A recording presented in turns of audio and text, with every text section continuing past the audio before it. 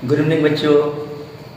आज हम पढ़ने वाले हैं एसएसटी और एसएसटी में हम हिस्ट्री फर्स्ट चैप्टर पढ़ेंगे जिसको द राइज ऑफ नेशनलिज्म कहते हैं। तो हमारे टॉपिक रहेगी नेशनलिज्म।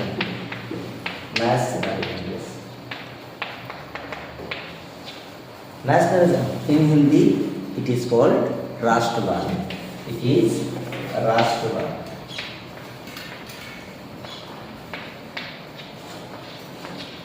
बहुत मजेदार टॉपिक है, जानेंगे राष्ट्रवाद क्या होता है। Basically nationalism, when we talk about the nationalism, it is a kind of feeling और emotion in respect of nation, its culture, its history and pride.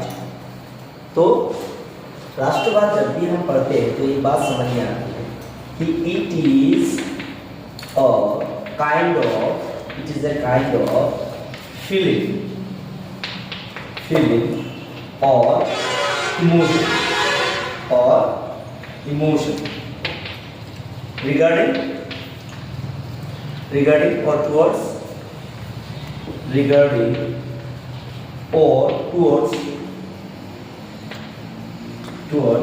a nation। तो देखो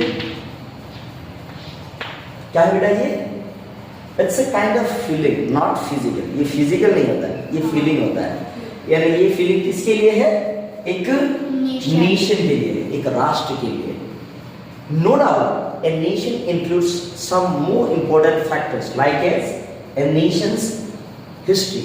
हो सकता है कि ये एक देश का हिस्ट्री भी हो सकता है, एक देश का हिस्ट्री भी हो सकता है। उस हिस्ट्री को लेकर आपका क्या फीलिंग आएगा? प्राइड फीलिंग आएगा। क्या फीलिंग आएगा? प्राइड फीलिंग आएगा। हो सकता है आपको फीलिंग आएगा उस राष्ट्र में बोले जाने वाले लैंग्वेज को लेकर कोई फीलिंग आएगा। क्या रहेगा? लैंग्वेज को लेकर एक सेंटिमेंट रहेगा। जैसे कि every country has a particular language, हर देश का एक लैंग्वेज होता है। And no doubt each and every people respect their language living in a particular nation. हमें हमारा भाषा पसंद होता है, यूरोपियन को यूरोपियन भाषा पसंद होता है, चाइनीज को चाइनीज भाषा पसंद होता है, जापानीज को जापानीज भाषा पसंद होता है। So it's not only a पसंद मीन्स चॉइस और like, it's something great when they actually love it from the bottom of their heart. Okay, sometimes this things make और bring a great change in the society और in the nation also. Okay, आगे हम जब पढ़ेंगे इस chapter को धीरे धीरे तो बहुत सारी घटनाएं ऐसी मिलती है कि भाषा या इतिहास को लेकर दुनिया में, देश में क्या क्या हो सकता है, क्या बदलाव आ सकता है, लोग किस प्रकार के सेंटिमेंट लेकर एक नई विचार को आगे बढ़ा सकते हैं। And as I am telling you here that nationalism is an idea, no doubt it is not physical, it is an idea. But you know, interestingly, where did this idea came? Interestingly, it is said there कि the idea of nationalism basically came into the world during the French Revolution.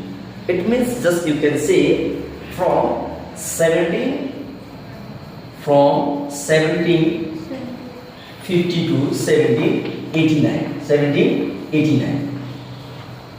Why 1789? Because 1789 is the end year of the French Revolution. So I am saying you during French Revolution.